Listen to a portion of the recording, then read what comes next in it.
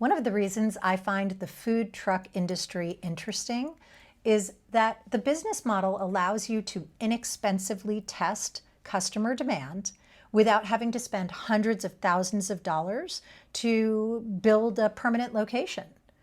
And if you get those lines of customers, then the question changes and it starts to be whether or not you can build something bigger than just yourself. Have you built a job for yourself? Or have you created systems that allow you to grow and scale and actually run a business instead of being in a business?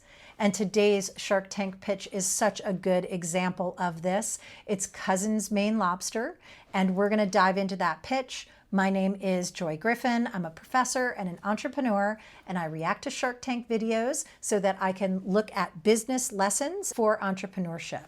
Let's go ahead and watch. Sharks, we're here seeking $55,000 in exchange for 5% of our company. Sharks, at Cousins Maine Lobster, we bring the Maine lobster experience to Southern California, and we do it via our amazing gourmet lobster shack on wheels. So lobster in Maine is iconic, and having a lobster shack or getting a lobster roll is a big part of the culture. So what they are trying to do here is take that experience from their own childhood and move it to Southern California, about 6,000 miles apart. So let's watch. We get our lobsters from shore to door in less than 24 hours. So you know what that means, Barbara. Next time you're eating with the Cousins, you are having the freshest fare possible. What I think that means and what I hear is, of course, fresh, but I'm starting to think about the cost model here. And if you're shipping food by air, that is the most expensive way to do it. And you're doing it every 24 hours. That can be a very expensive burden to put on a business. And probably one of the reasons that we don't see a lot of Maine lobster trucks in Southern California. So let's see how they're going to handle that part of it. Here's the thing. Right now, we need to add another truck or two because, frankly, we can't keep up with our own demand. And that's where you come in. How do you get the lobster from Maine? We ship everything fresh every day, including the bread, from Maine to Los Angeles. This is fantastic. I'm glad you enjoy. And that's the freshness of Maine. So making the best lobster roll is just one component of building a business. And when we start thinking about the cost to ship it from the East Coast to the West Coast, I'm starting to think about what kind of premium price we could expect to see for this product. So if we have more costs, then we have to charge more. And it's interesting to hear that there's a lot of demand for this product. I'd be interested in particular what their price point is, because it shouldn't be the same. If you're spending X for a Subway sandwich, you should be maybe paying 2X or 1.5X for a lobster roll where the ingredients are shipped across the country every single day. So I'm really curious to hear about their business model. Is your supplier a cousin? Maine lobster industry is not something you can call into and get the access and the pricing that we have. You grow up with it. So it is possible that they're looking at this from a cost standpoint. So if one of the cousins is a lobster person, I don't know what they call them, a fish lobsterman, lobster person, if they are one of the founders, then they would have a cost advantage in sending the lobster over. So of course, they could be thinking of it from that perspective. But I think also they're just wondering about competitive advantage. They're wondering what about this business is special or unique, or what their special sauce is. Let's see what Mr. Wonderful says. This is where I'm getting a little concerned, guys. $55,000 for 5%. Basically, you want to buy another truck with my $55,000. You're valuing this business at over $1 million. Well, you haven't heard a word about the business. Yeah, I know the business already. They may have 10 trucks. So how many trucks do you have? Right now, we have one truck.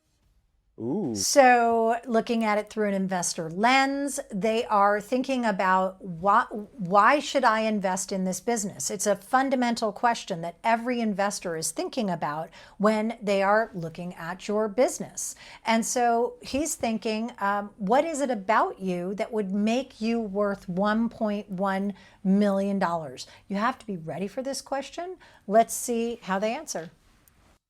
$150,000 of sales. We've been open 2 months. 2 months? With one truck. Where do you park the truck?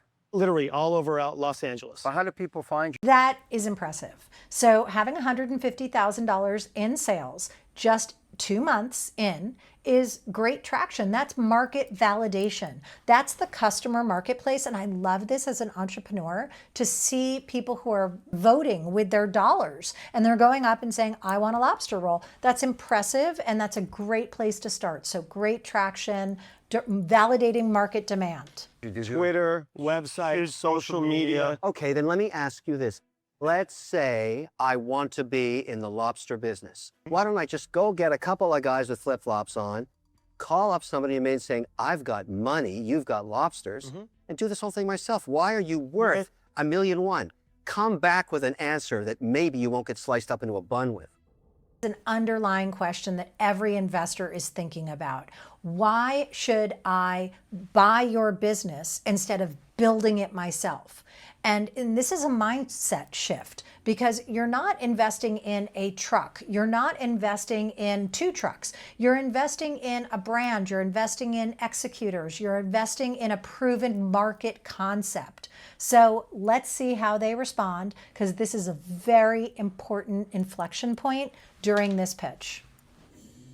You can start your own truck and you can hire your own staff, but what you can't do is what you just said and call up on the phone to Maine. They don't do business with other guys outside of. It's not like that. So you're the only guys, because you've only been in business 2 months. These guys only deal with you now because they haven't been in business the last 50 years. No. So if I was coaching these founders, I would say start just like you did, that you're right. You can buy a truck and you can buy lobster. We're not the only ones that can buy Maine lobster, right? But what you can't buy overnight is lines of people that are showing up before we even arrive, an operating system that works, a marketing system that is, demand is twice what we can even supply, and we've got catering opportunities and all these different things are happening. And what you can't buy is proven market validation. That's what you're buying. You're not buying the truck. That's what they should have said, because that could turn this conversation right now. Let's see what Mr. Wonderful does. You are very greedy crustaceans, both of you.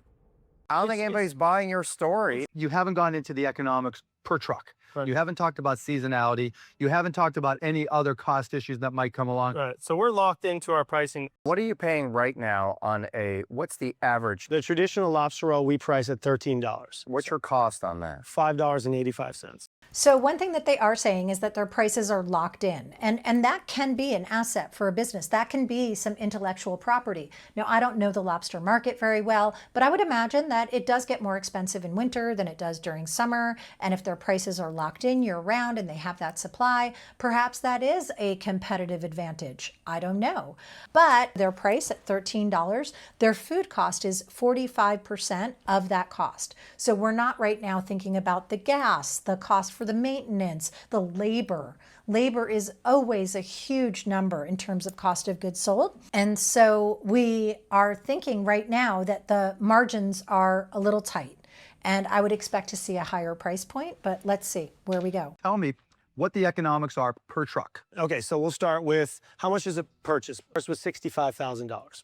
Okay. Monthly overhead with our employees, $20,000 Per truck? per truck. Okay. Per month. A month. Okay, so Okay. $20K per month per truck. If you have more than one truck, does it get amortized across the truck?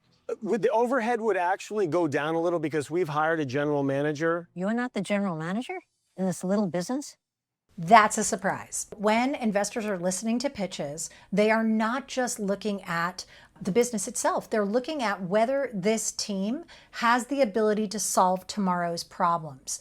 And when you hear a founding team that hires a general manager, that they're not rolling up their sleeves and doing it themselves, you start to think and wonder if they've got the grit or the determination, why they aren't doing that job, particularly before the profit has been, it just seems early. And it seems like, are you jumping into solving tomorrow's problem and it's not a problem today? So that surprises me and really is a red flag, in my opinion, for these founders. Well, there's a reason why that is, because when we got into this business, we knew a lot about lobster. We knew a lot about the service industry. We didn't know a lot about the trucking business. How did you get into the business? How did you get from Maine to bring Great your question. lobster over here to California? So we both grew up in Maine, and he's been out for about 8 years, Sabin has. What brought you out here 8 years ago? I used to do a lot of acting, and I translated. Mark's getting really bad, but it's fine because Barbara is asking about the founding team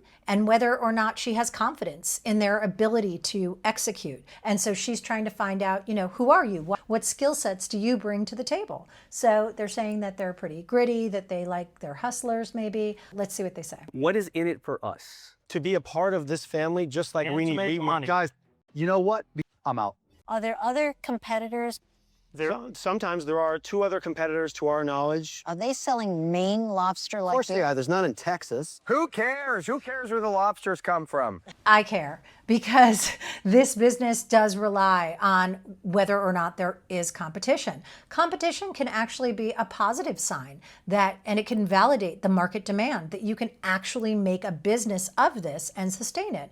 And so when the founders answered that they know of 2, that doesn't give me a lot of confidence. For me personally, I don't have a lot of confidence based on how these founders are answering these questions that I could work with them or coach them. But let's see what happens. I like the idea. Yes. And I know this is very hot and people are loving this. Help me get $1.1 million valuation. It's so high. It's so ridiculous, yeah. It's outrageous what you're asking for. Okay. I can't take it anymore. I'm out. You're kind of like halfway in a body bag without the zipper pulled up right now. Give me your best offer. I would feel really comfortable right around the 7 to 8%. Don't talk first. When you are in this situation, someone's just told you that you're halfway in a body bag but not zipped up, yikes. Whoever talks first loses. And so he should have pushed it back to him and said, make me an offer. Let's talk about where you see the value. Let's talk about the relationship that we can build together, not coming back with such an incrementally low increase in the equity that's just not going to fly with these kind of investors. So that was a misstep. Let's see what happens. So, I'm out. Okay. I really like you guys. I think you're hustlers. I like to invest in people that like to get up every day and work their butts off. And that's what we're doing. So I'll give you the $55,000, but I want 25%. Okay. Is that an offer you would entertain? I do not think so, no. What Robert's saying is that in order for him to open up his Rolodex, so to speak, his network, his expertise, to unlock this, he's going to need a lot more than 5% equity. Totally fair. And on the heels of other sharks saying it's an outrageous ask, given the business model and given where they are currently, I think that they would be better served to say, what's your best offer? And if he says 25, come back with, 20%. Let's see where we can end this. But they just said no, they shut it down. Well, I'm going to offer you your $55,000. Right. But for that amount of money, I would like to have 17% of your business. Sabin, I'm really good at building businesses quickly. I think the way I'm going to get my money back is by having more trucks on the street. So let me change my offer. I'll give you $100,000 because I think you need more money to get more trucks on the street. So $100,000 for 25%. You don't need that much money, do you? Yes, you do.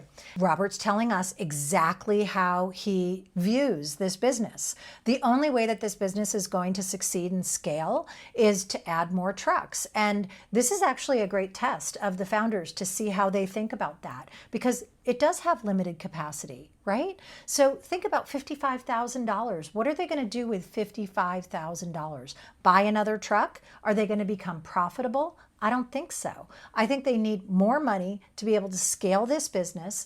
And, I think it's a great offer. So let's see what they do. Our last question. Strategies, thoughts that you guys might have? Great question. The best thing I could do for you, which this guy cannot do, is I am a genius marketer. I think your truck is terrible. I can't believe your 2 handsome faces are on side by side in caricatures as the Cousins. I don't even like the fact that Cousins Maine Lobster doesn't say Cousins Fresh Maine Lobster. You want to go in and change their business? Do you I need a help. job, Barbara? No. Go ahead. I My help offer's off every the table. entrepreneur in You're Denver. left with Barbara. I have a job. Robert, you're out? I'm out. Yikes. I think Robert was just not feeling like they were valuing his contribution. It's a fair question to ask, what are your strategies? But clearly he was just rubbed the wrong way, so we're down to Barbara. See if they get a deal. Barbara, would you consider 12%?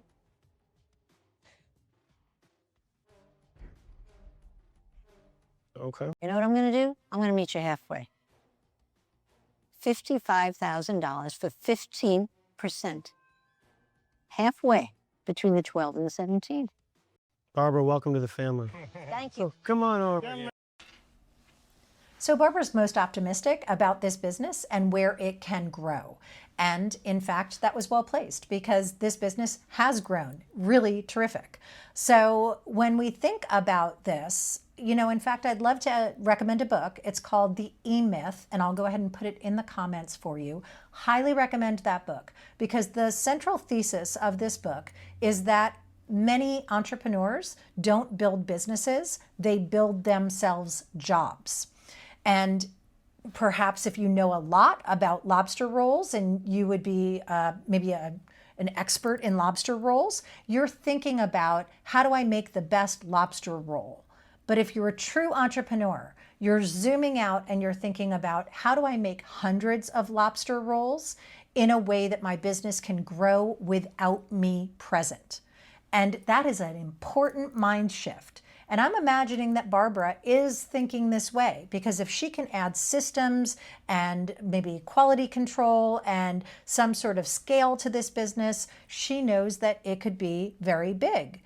And so kudos to her. I will leave you with the question that if you have a business, what would happen? What would fall down first if you're not there for 2 weeks? And this is a good way to think about that and think about the E-Myth. I hope you've enjoyed today's content. If you have, please comment below. I'm trying to build a community and I would love to have you guys comment, like, share, hype, all the things so that we can continue to grow this channel. Thanks for watching and we'll see you in the breakdown next time. Bye for now.